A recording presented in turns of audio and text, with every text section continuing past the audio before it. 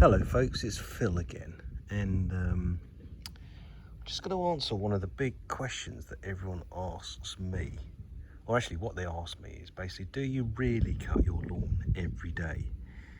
And the simple answer to that is I cut it when it needs it. Now, what does that mean? So what I'm going to do here, if you look very closely, right, I'm going to try and show you when a lawn needs a cut. So I'm going to look at that section of grass there, right, from a distance.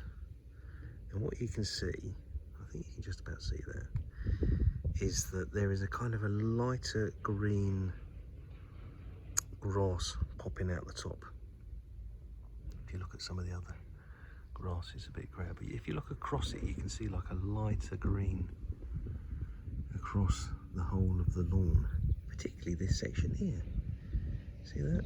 You see the little light green tips just there?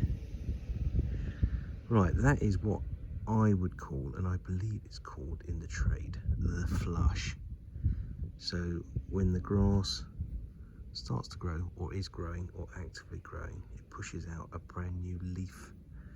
And that leaf tends to be a lighter green to the more mature, older grasses. So the simple answer to the question is, how often do you cut a lawn? Well, you cut it every time it needs it. And that has overnight grown, I'd say probably about 8 mil. And that's, my friends, that is what gets cut every day, is that 8 mil flush. Sometimes it's higher, sometimes it's lower, but we have to keep the flush down in order to keep the length correct. And yeah, hopefully that answers the question. Anyway, take care, ta-da.